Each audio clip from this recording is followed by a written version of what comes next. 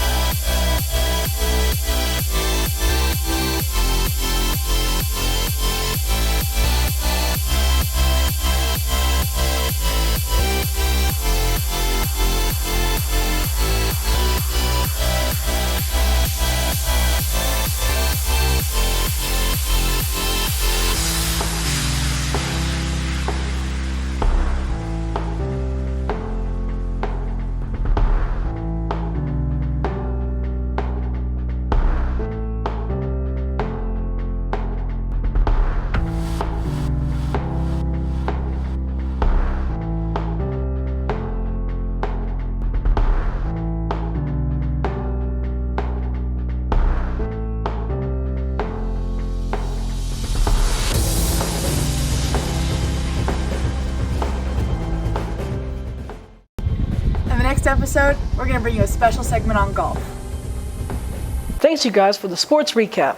We're so proud of all our athletes and we wish them the best of luck this spring season. Make sure to drop by some games this season to cheer on your fellow Blackhawks. Now we're going to hear from Sarah and Jacob about a few senior projects happening this semester.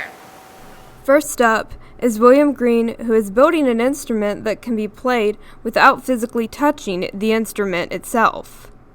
For my senior project, I'm building a theremin, and what that is it's an electronic instrument that creates audio by moving your hand closer or further from its antenna or wire. William decided to build a theremin because he has an interest in physics and may pursue a career in the field after high school. I thought the theremin was a good chance both to learn about electronic circuits and also just get a chance to do something that takes advantage of physics and I find interesting. William discussed some of his favorite things about working on his project.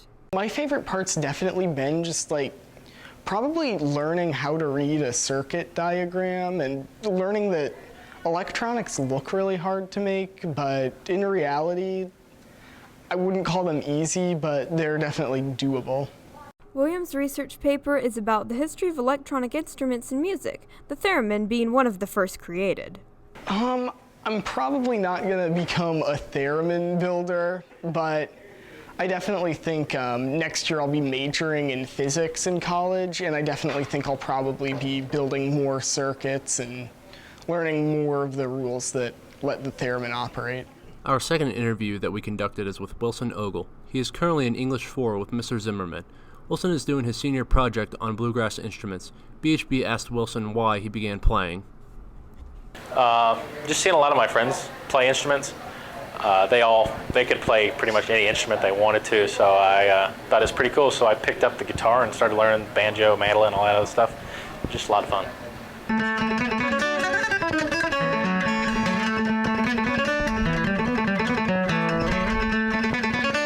We asked Wilson what he enjoyed the most about playing bluegrass instruments. It's just like the sound you get. Acoustic guitar sounds great, and then a lot of people love the sound of banjos, mandolins, fiddles, bass, whatever. It's just a cool sound.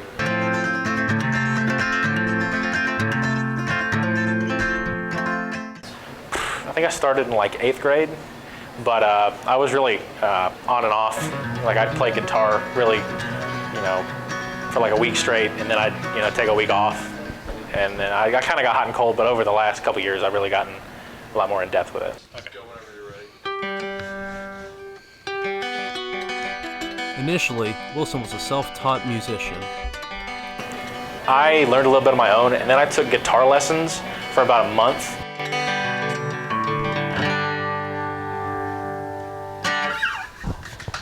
Awesome job, William and Wilson. And good luck to all the seniors in the coming weeks on your projects. Now let's move on to the second segment of BH Best. A few weeks ago, we asked y'all if you wanted to see the best barbecue or brunch spots. Brunch took the lead, and now we'll hear from a few of our BHB staff members about what their favorite brunch spots are. Our first stop was Biscuit Head in West Asheville. Founded by Jason and Carolyn Roy, the restaurant has been popular since day one. Opening multiple locations in Asheville with a wide range of options, Biscuit Head brings a southern taste to the locals in the Asheville area. So on the weekend, if you find yourself wanting some brunch, Biscuit Head, with its awesome staff, will welcome you right in. Our second stop may not be glamorous, but it sure is convenient. With its 24-hour service and Weaverville location, one of 2,100 nationwide, Waffle House is a little closer to home. Founded in 1955, Waffle House has flourished in the Southeast. It has become a hotspot after games, on early releases, and even brunch on the weekend. Ranging from breakfast food such as the fan favorite All-Star Special to steak and eggs, Waffle House has made itself one of our favorite places. Thanks, BH Best. On the topic of food, we decided to investigate the outside food rule. It was an extensive process, but we learned about what the rule was really about. Now we're going to hear from Peyton and Ariana about this issue.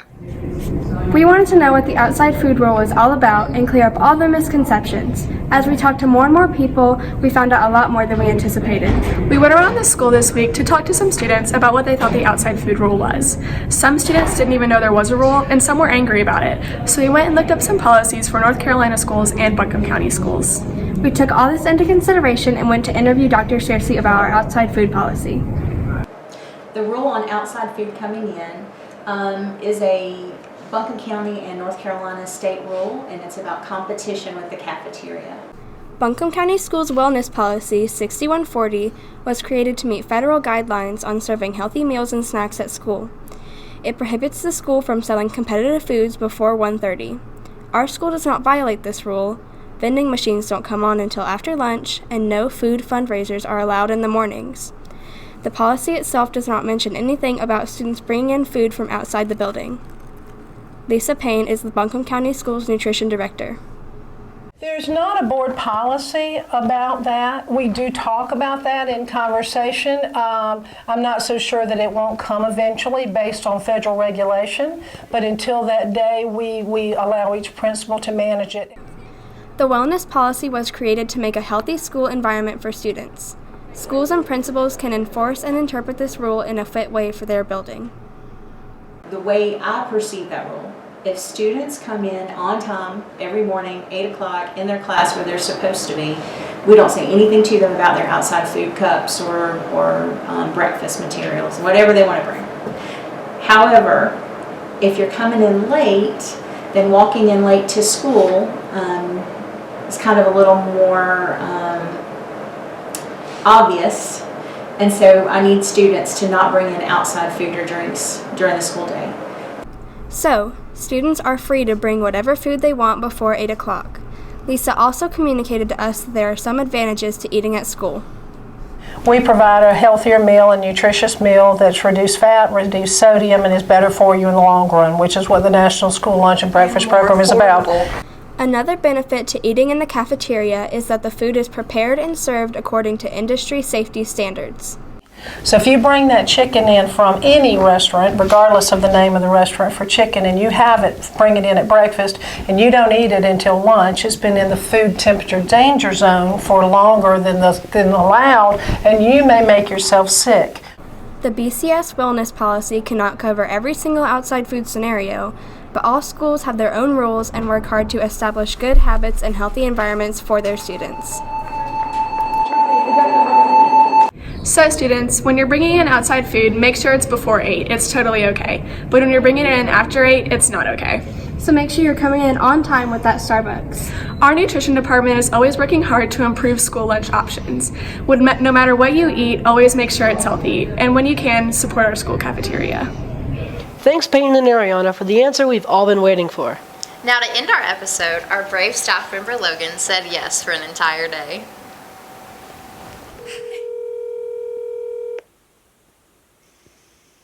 What's up? All right, Logan, you ready? Yeah. How you feeling this morning? I'm tired. Did you get my text? No. Okay, so your task is, you've already woken up, so now your task is to go for a mile run. But I can do that. But you have to wear your boxers on the outside of your clothes. Oh, it's easy. All right. So I'm out here in the backwoods of North Carolina, about to start my mile run in my boxers. So that's cool. I hope this goes well. I mean, it's literally pitch dark outside. They're like these cute little creeks just flowing through.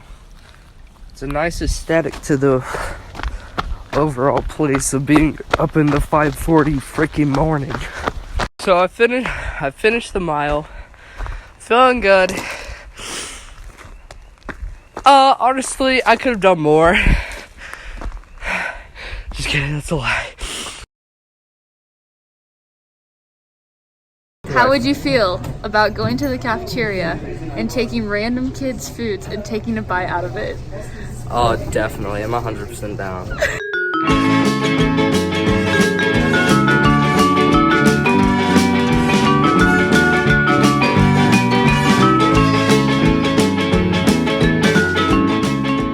Now that you've had your protein for the day, It wasn't protein, but okay. your energy, how would you feel about wearing the hawk suit for the entire second period? Oh, yes! How am I gonna take notes? All right, Logan. So, are you ready to get your makeup done and your nails done and get your hair cut? I guess. Yeah, I'll take that as a yes. No, whatever.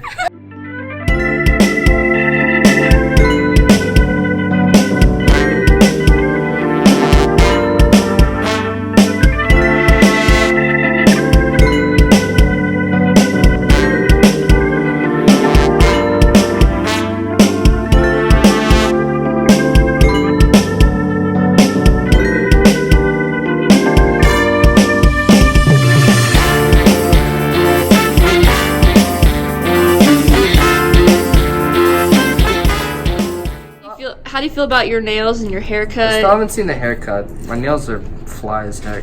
We're going to move on to the next task, and you're going to have to go into Miss White's room and cook something without a recipe. Yes!